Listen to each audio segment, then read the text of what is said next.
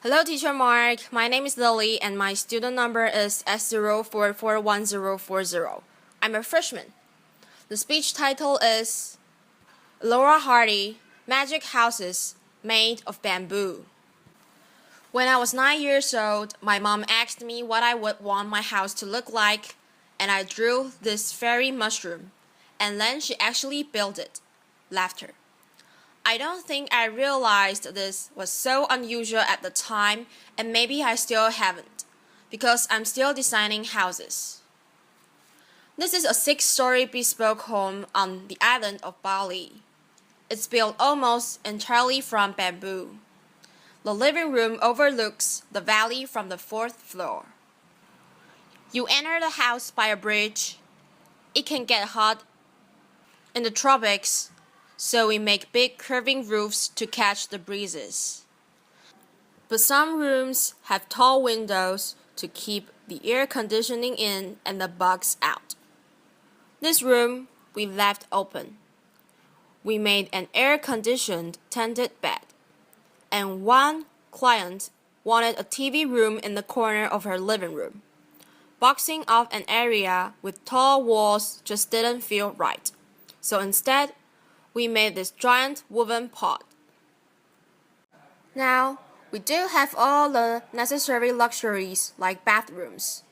This one is a basket in the corner of the living room. And I've got to tell you, some people actually hesitate to use it. We have not quite figured out our acoustic insulation. Laughter.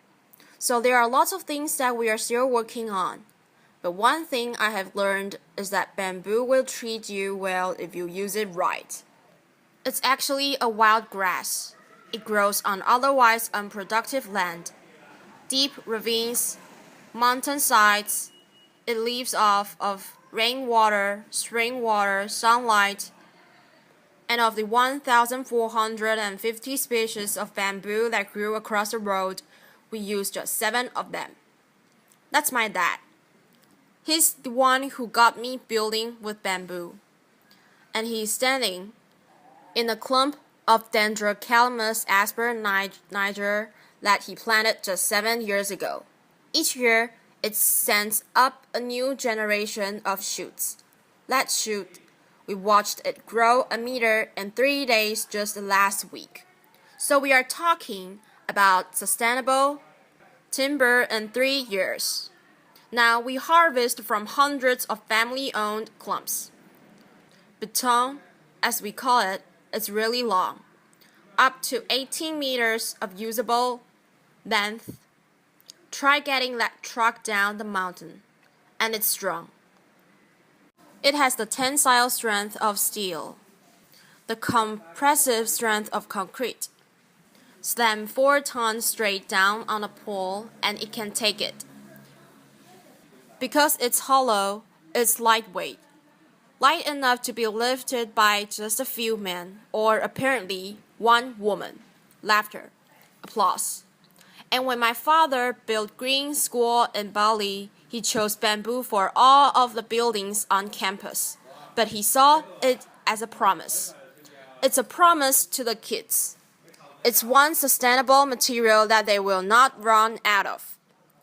And when I first saw these structures under construction about 6 years ago, I just thought, this makes perfect sense. It's growing all around us. It's strong. It's elegant. It's earthquake resistant. Why hasn't this happened sooner? And what can we do with it next?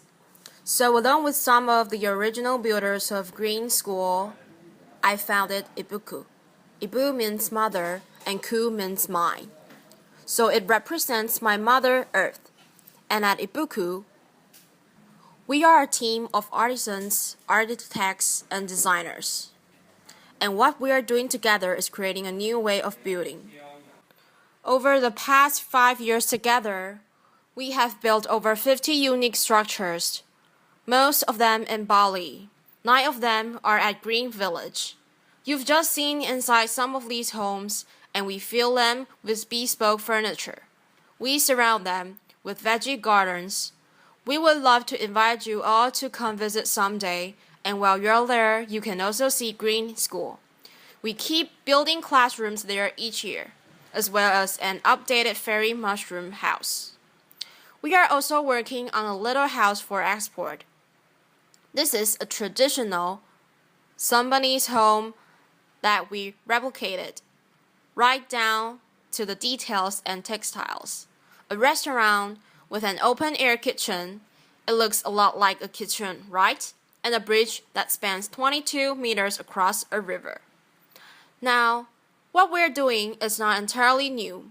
From little huts to elaborate bridges like this one in Java, bamboo has been in use across the tropical regions of the world for literally tens of thousands of years. There are islands and even continents that were first reached by bamboo rafts, but until recently, it was almost impossible to reliably protect bamboo from insects, and so just about everything that was ever built out of bamboo is gone. Unprotected bamboo weathers, untreated bamboo gets eaten to dust. And so that's why most people, especially in Asia, think that you couldn't be poor enough or rural enough to actually want to live in a bamboo house. And so we thought, what will it take to change their minds, to convince people that bamboo is worth building with, much less worth aspiring to? First, we needed safe treatment solutions. Borax is a natural salt. It turns bamboo into a viable building material. Treat it properly, design it carefully, and a bamboo structure can last a lifetime. Second, build something extraordinary out of it. Inspire people. Fortunately, Balinese culture fosters craftsmanship. It values the artisan. So combine those with the adventurous outliers from new generations of locally trained architects and designers and engineers, and always remember that you are designing for curving, tapering, hollow poles. No two poles alike, no straight lines, no 2x4s here. The tried and true, well-crafted formulas and vocabulary of architecture do not apply here. We have had to invent our own rules. We ask the bamboo what it's good at, what it wants to become, and what it says is. Respect it. Design for its strengths. Protect it from water and to make the most of its curves.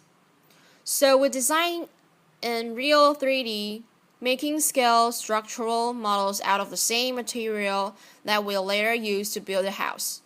And bamboo model making, it's an art, as well as some hardcore engineering.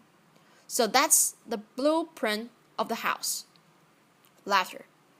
And we bring it to site, and with tiny rulers, we measure each pole and consider each curve, and we choose a piece of bamboo from the pile to replicate that house on site.